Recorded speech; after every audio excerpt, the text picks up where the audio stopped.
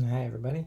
Today I'm going to do a quick walkthrough of rigging up the lamp to move in case there's any confusion. I've gotten a couple of questions about the translation from that striking worm demo to the lamp. So this is the rendered version of my lamp. I think you've seen that before.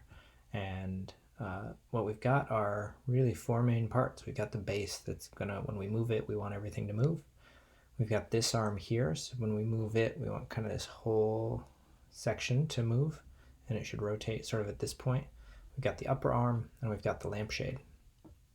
So if I close down my render, here is the model, and notice in particular that it is one object. There are other ways to do it, but that's the basics we're working off right now. So what I want to do first, I've got my lamp here and the origin is down here at the bottom. Kind of how I did that is I went into edit mode and I went down here, and let me turn off that plane so I can see what I'm looking at here. And I'm going to select that bottom face. There we go. Now I've got it. And I did, I can shortcut this a little bit by doing cursor to selected right now. Okay, so that's going to be the way we're going to do it. That puts the cursor exactly where I want it to be. I can go back into object mode now, and then I want to start adding my armature. So I shift A to add. I'm going to go to armature, and it creates this bone here.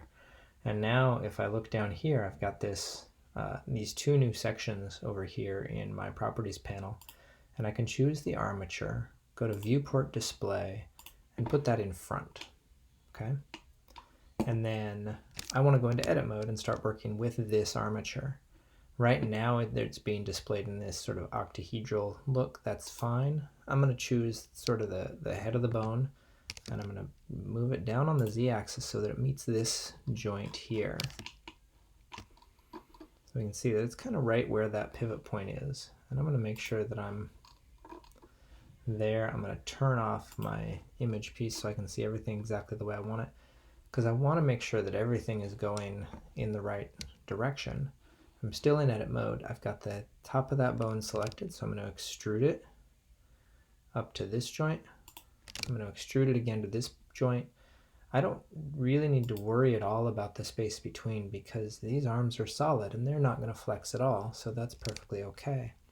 And then I'm going to extrude this one down into the lampshade, about where the bulb would be. If I look there, I can see that it's there. I've got the light. I'm going to have to mess with how I'm doing the light, because I don't have that parented in a way that's going to work right now, but for the sake of a quick demo, I'm going to kind of skip that part. Okay, so now I go back into object mode, and I'm going to select the mesh first, and then I'm going to shift select the armature, and I'm going to do Control P.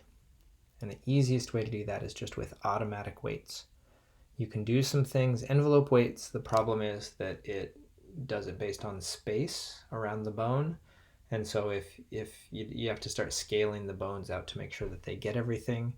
The strongest control is to either do empty groups or automatic weights, and then go in and do weight painting to strengthen that up and make sure that you've got exactly the pieces that you want. But automatic weights will probably work for us just fine.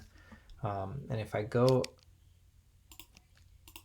into edit mode on my, let's go back to object mode, choose my mesh, and I want to go into weight paint, and we'll see how that's set so that one belongs to that bone that I'm on right now. So I go to object mode, I'm going to choose my armature, I'm going to go into pose mode, select that out one, I'm going to grab it and move it around a little bit, and we see that it moves the lamp with it. I'm going to grab that one and move it, and we see that it moves the right part of the lamp with it. And that one, and it moves the right part of the lamp. And if I do that, it moves the whole lamp. And I don't have any vertices missing. So it has correctly calculated all of those pieces. And my lamp is now rigged up. So I hope that helps you in case you've gotten stuck on this final project. Hope you have a good time with it, and we'll see you later.